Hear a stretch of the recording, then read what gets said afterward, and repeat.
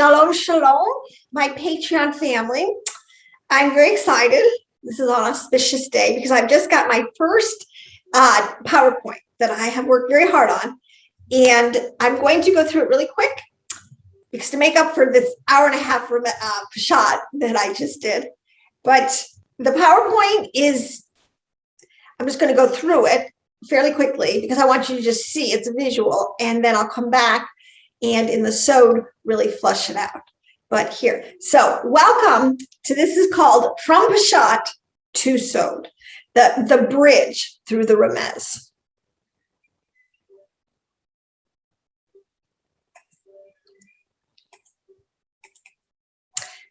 So what I have here is the opening title. We're going to talk about Ezekiel's wheel. You find this in Ezekiel chapter 1 through into chapter 2. And it's a very famous verse, and I have recorded it here and on the next slide. I'm not going to read it because I'm going to ask that at some point when you're, have a little more quiet time in your studies to actually read it. But it is full of just, what can you say, extraordinary language.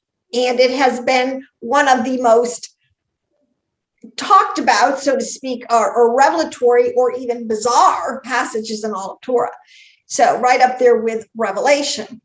So if you were to continue reading it, and we're going here into the next slide, there's you'll see a lot of these artist renditions of it.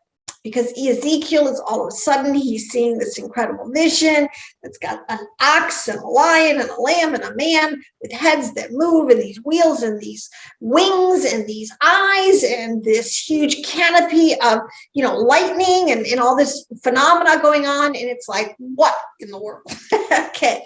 So if we were staying on the Peshat level and artists have done this for centuries, you would try to draw it, right? The best that you could understand. Here is another artist rendition. Same thing. You can see there the eagle and the ox, the lion, and you see the throne. You see the king sitting on the throne, and you see Ezekiel. I mean, what else can you do with it, right? You just got to draw what you see. Okay, but we know that he is not in the Peshat level. This is totally a supra. It says it's a heavenly vision. So after you've read it, which is on your own time, we're going to go into this next slide I prepared. Now here we're beginning to see, we're moving into Remez. And I found this online, of course. And of course, this is really great because if you look at the bottom, this is an older graphic that someone made up. But if you look at the bottom, it is the arms of the motif of ancient and honorable fraternity of free and accepted Maphans or Masons. So we know today who the Freemasons are, right? They do have a lot of the Kabbalistic understanding. Unfortunately, they are a secret society who does not give credit or glory or use it for building the kingdom of Hashem. We know much of the knowledge is being used by another kingdom to build another kingdom. But that's not the focus of today. But what's interesting here is in this, which is a Remez, the person is beginning to connect this to the constellations, to the Mazra. We're beginning to see that the language is pointing to something more supernal, heavenly, after we are told it is a heavenly vision.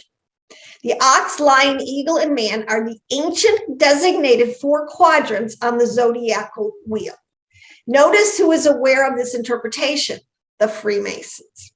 So you can see, and they've even depicted on the right, and there is another tradition and where each of the 4 gospels, again, is written from the perspective of that quadrant, that group of souls, because we understand the Mazra, how souls are coming through this whole grid system called the heavens. Our personalities are being woven together, and it is also being captured through the 4 gospels. That's another point, but that we can go into that a little bit at another one. So now we go here, and this is again another Remez where you see people are beginning to get into the more supernal understanding. So this is from a YouTuber, a whiteboard, where they were describing the cryptic language, and it's correctly being started to piece together. If you notice in the bottom right corner, it has the Star of David, which is a pictograph of Zeron pin. And connecting it to how the eye sees color or sees white light through the prism. It's the way the whole eye is wired, so that not only does it see things upside down, it takes in an image in the white light and it separates it out, its color, and it comes back into a holographic image. It's a very complex system. It's the eye is probably one of the most amazing parts of the body, right? But this is sort of, again, what is going on.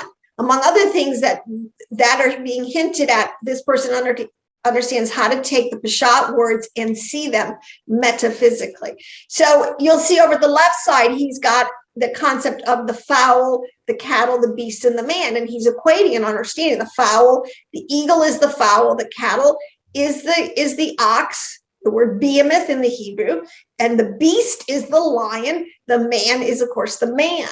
Okay, so we're beginning to see that what Ezekiel was using, and well, he was using Hebrew words, but we, of course, get this in a really crazy English translation. But it is talking about deep science, deep metaphysical ways in which between the heavens and the earth, meaning our bodies and the whole internal makeup of us, including ours, how we interpret the things that come at us. So we're moving along. That was a great remez I found.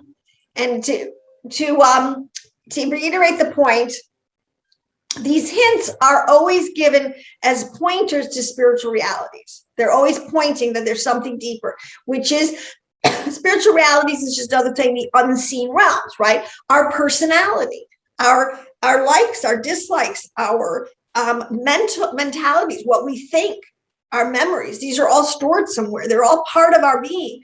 And lo and behold, that is what the ancients, this is the understanding. This is the heavens. This is all the machinations that go on inside of us, intellectually and psychologically. I've been in this.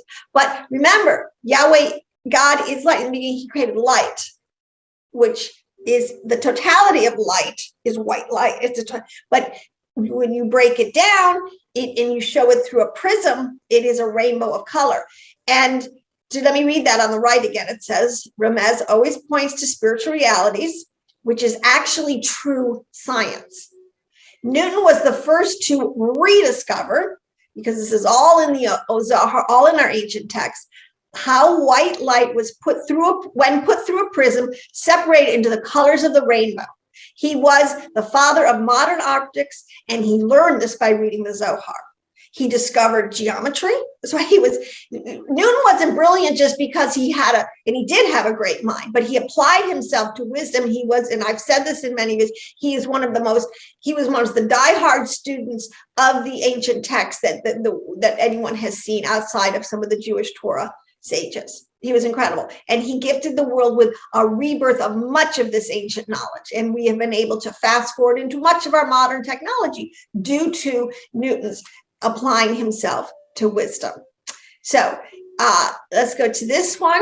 Now as we begin to see, and I hope you're seeing now how you cannot stay on the Peshat level. These things are not meant on that level. These visionary experiences that our prophets are having, but we have nothing better to use than words, and we have no other better imagery to use than what we can see and know in nature. So that is why they always use nature as the bridge, as the gate, the door, or the parabolic language, the key in which to go through that into the next realm.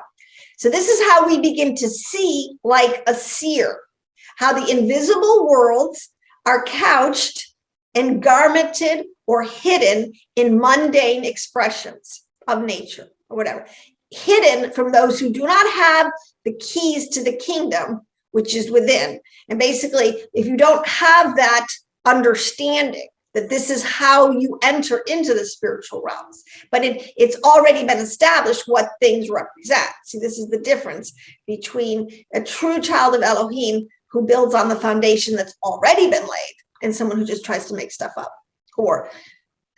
So keys to the kingdom, which is within. Now in Isaiah 29:19, there's a verse that says that on that day, the deaf will hear the words of the scroll, and out of deep darkness, the eyes of the blind will see. And this is what is happening in our day and age now. And as this comes out, because with modern science, which really is not antithetical to God, we can, for those who will use the keys that have been given, can go into the spiritual realms or the invisible realms, and we can see this. Here is auras. People, like I said, the New Agers, they keep taking this stuff and thinking that they have discovered the wheel again. No, this is ancient understanding. The Sephirithic depiction of the auras. This is how the angels see us. All right. If we're red and angry, and they know we want to capitalize on our anger to build it, to get, they see it. Okay, you can't hide it. Color is how we express, how we emanate out there in the spiritual realms. Okay, so here we have again.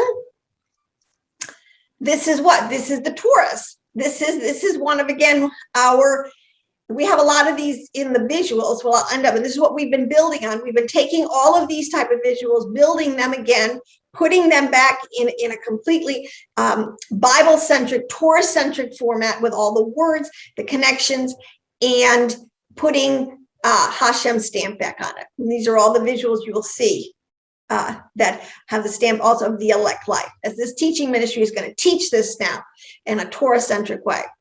So in Matthew 11:25, you have the verse that at that time Yeshua declared, I praise you, Father, Lord of heaven and earth, because you have hidden these things from the wise and learned and revealed them to little children. See, this is the thing. If you're a secularist and you just believe that, there is no God and, God is clueless. If he was a God, he was clueless. I mean, all these attitudes and things are that they think they're so wise. They think they have figured everything out. Well, you know what? We are considered to be the little children, suffer not the little. We just come to him humbly and meekly, and he fills our minds, our hearts, our souls, and our spirits with true knowledge as we get wisdom and understanding. The sages say, and this is interesting because I've read this in a number of places, the sages say that the difference between Ezekiel and Isaiah was that while Isaiah was a prince among prophets, a true elitist, from a royal priestly house and lineage, Ezekiel was like a farmhand, seeing the celestial city or the celestial heavens for the first time. In his enthusiasm, he gave every detail in full-blown color. Praise Hashem for his detailed rendition of Zeir Anpin. And what we're seeing in this, and what we see in the Sephiroth, in the chart of the tree of life, what we're seeing, you've explained this Zeir Anpin, our soul, spirit, and body as seen from the perspective of the heavenly angels and the throne room. This is how the Father sees us. And it is called in the Hebrew transliteration, Ma'esh Merkava. This is the mystery of the Merkava. All right. Merkava means chariot. It means it's those wheels that's always moving. If there's one thing we know about the unseen realms, it's always moving. Waves, there are many delta waves, theta waves, you name them there, but there is movement. Light is moving, sound is moving, much movement is going on in the heavenlies. So as the angels, so as our, and what it is, it's our inner man, and this is what the elect life and we are going to do as we learn this and are able to speak it with authority and with clarity. We will free it up from the klippah. We will clean it up, and we will again see the glory of Hashem in the temple on every level. In ourselves, we will shine like lights. That's what it says. The Shekinah used to shine in the temple, the Holy Spirit, to the point, and many times we have this where the people would you just couldn't hardly move. You were just in a stunned awe, immovable, worshipful state of he is so glorious. That is coming back to us as collectively we are able to really embrace and feel his presence and understand that all around us, Hashem is closer than our very breath. So here's the next to last slide. And again, you've always seen my little, over here, the little stacking boxes. See this? See the picture? The archetype holds true no matter what. That's why it's true. It will always fit. This is a captured and magnified unbelievable times, but each layer of our aura or the way we emanate how our emotions, our reactions, our thoughts, whatever are emanating out there. It is part of our aura. It is represented by different colors. It is the way these colors vary and interact in a very complex matrix that is showing our emotional, spiritual, and physical state at any given moment. And like I said, think of it like those stacking boxes. So look at, is anybody making this up? I don't think so. And lastly, I want to show you, this is one of the premier charts, visuals for the elect life, where we have taken this information, we have encapsulated it down, and soon I'm going to be starting to really teach in detail as we have the four. Remember, Ezekiel saw four quadrants or four living beings, which is, as I said, everything that God made is alive and it is intelligent and it is doing its thing. And you start with the shin, the aleph, the mem, and the closed mem, which equates really to elemental states of being. Everything is either fire or raw energy. It is either air, it is space, it is part of that elemental state. It's either liquid or it is in its organic, in elemental form. That the ancients knew that, science knows that today. There is nothing new under the sun. So I'd like to continue to unpack this chart, but I think it's great and it brings together a lot and an understanding our Torah. And again, back to, so where do you want to be? Do you want to have full understanding, or like I said, back here trying to fit a square peg in a round hole, trying to take a Peshat level understanding and truly connect on that celestial level. So on that note, I hope that we can, I'll move into the Sod, and I have a lot to say on the aura, on electromagnetism, and a lot of this true science that, again, deeply embedded in our Torah. So thank you for listening. Shalom, shalom.